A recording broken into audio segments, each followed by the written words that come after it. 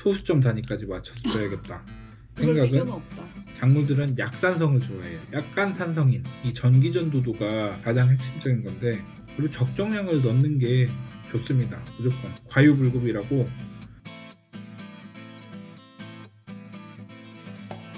안녕하세요. 안녕하세요. 오늘은 그 비료 12처방서에 대해서 설명을 해드릴 겁니다. 저는 완전 초보자 입장에서 이제 궁금한 점 같은 거를 즉석에서 물어볼 예정이에요. 이제 화면을 같이 보시고 어떻게 흙을 푸고 또 어떻게 12처방서를 보는지 한번 같이 따라가 봅시다.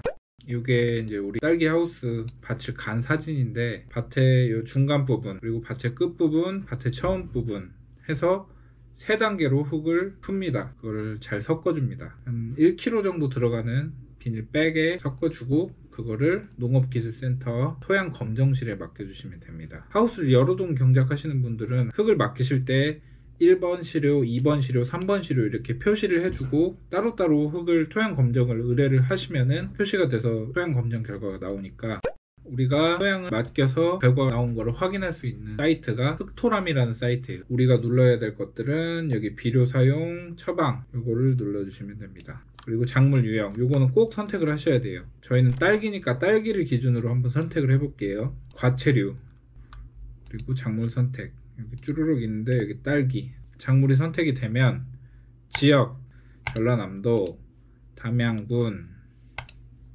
밑으로 쭉쭉쭉 내려가시면 여기 처방서 보기 요 버튼이 있어요. 시설 비료 사용 처방서 이렇게 나와 있는데, 여기서 중요한 거는 배수 등급 요거를 확인하시고, 배수 등급에 따라서 우리가 비료를 많이 줄 것이냐, 그러니까 적게 줄 자주 것이냐. 줄 것이냐 아니면은 느슨하게 줄 것이냐. 왜냐면 배수가 빨리빨리 빠지면 그만큼 밑으로 많이 소실이 된다는 뜻이니까. 배수 등급이 매우 양호 그러면은 비료를 조금 자주 줘야겠죠. 그래서 배수에 신경을 써야 된다. 그리고 두 번째 칸으로 넘어가면 토양 검정 결과라는 게 나와요. 요게 이제 핵심이에요. 요게 산도는 pH 적정 범위가 6에서 6.5인데 작물들은 약산성을 좋아해요. 약간 산성인 요거를 유지를 해줘야 되는데, 우리는 7.3으로 살짝 높죠, pH가. 적정 범위가 이 수치가 나와야 좋다는 말인가요? 그렇죠. 6에서 6에서 6.5가 재배할 때 가장 이상적인 수치다. 우리 좀 높은 편이네요. 이 그래프를 봤을 땐.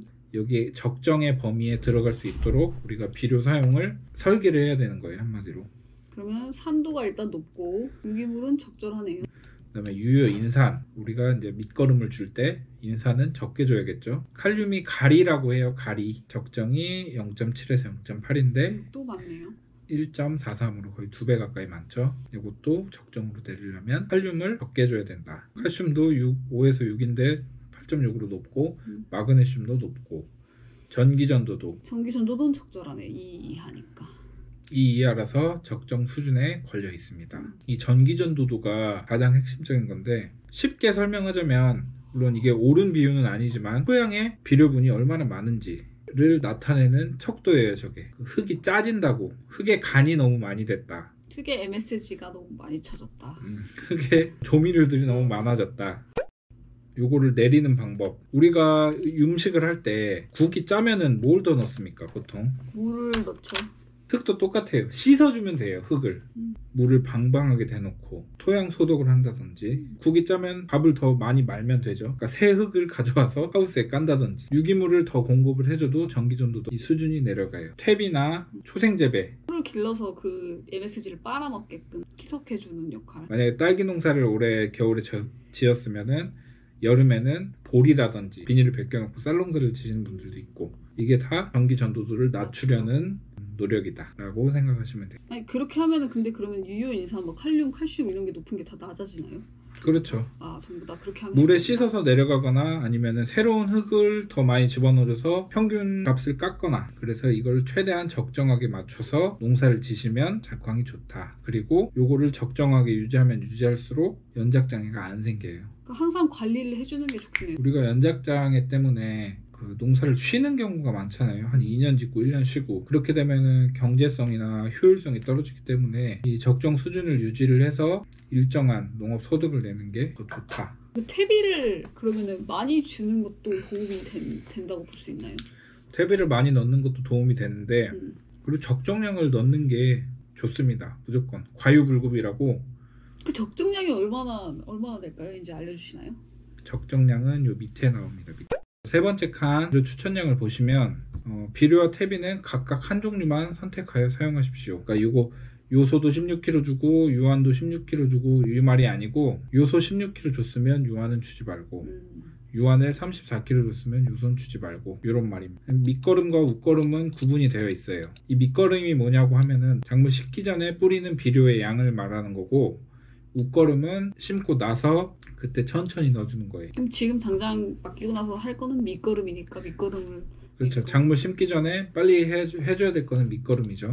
여기 밑에 비료 추천량 이것도 한번 보시고 이 숫자가 너무 어려워서 안 될 것 같다 하면은 밑에 참고 하우스 한 동당 혹은 300평당 해서 이렇게 보시면 돼요.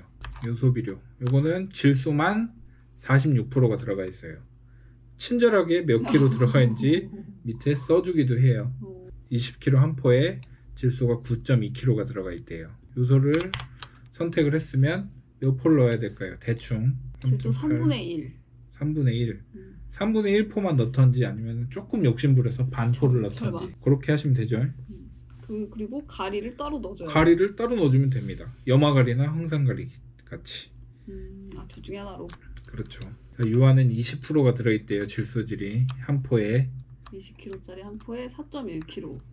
대충 4kg죠. 4kg 20%니까 아까 3.8kg니까 요거는 하나만 넣으면 되겠네요. 한 포만 넣으면 되겠네요.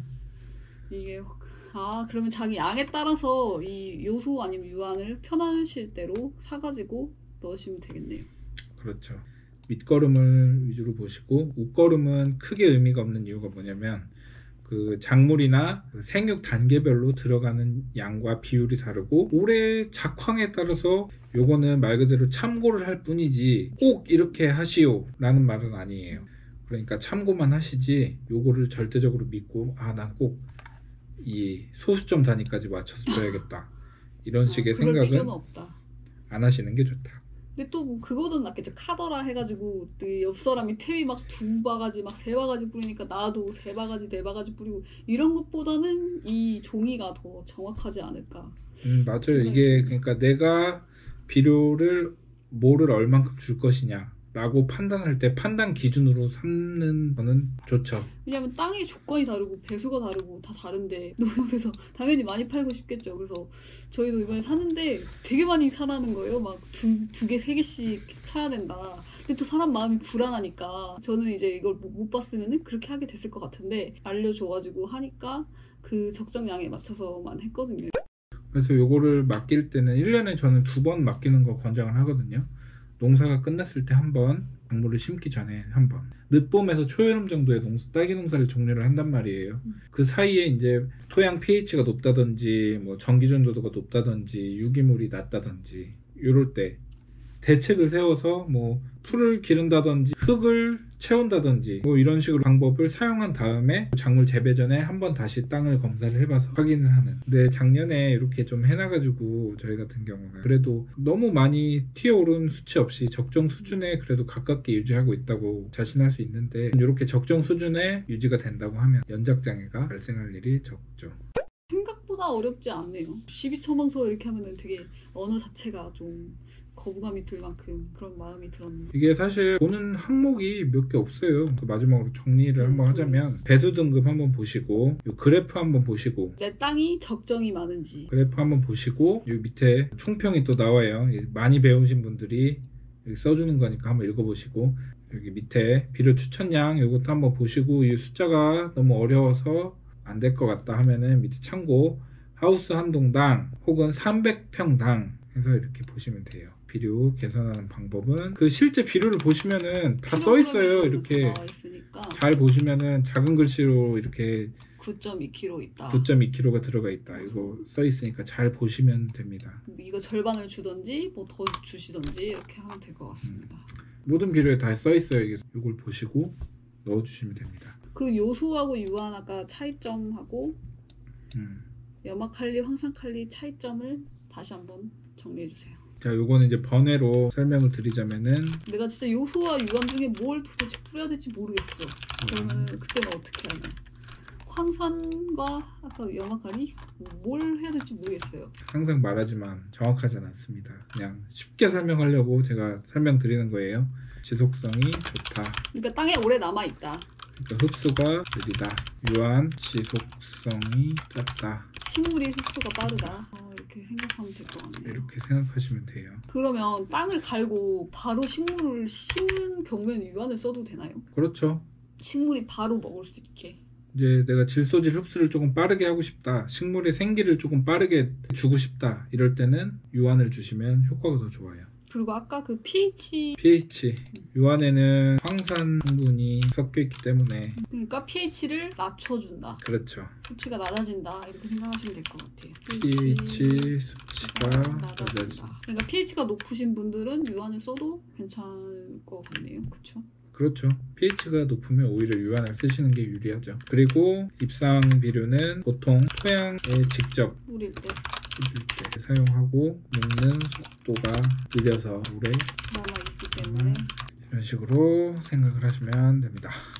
혹시 궁금하시거나 의문사항이 있으시면 댓글에 남겨주세요. 댓글에 남겨주시면 제가 부족하지만 설명을 해드리겠습니다.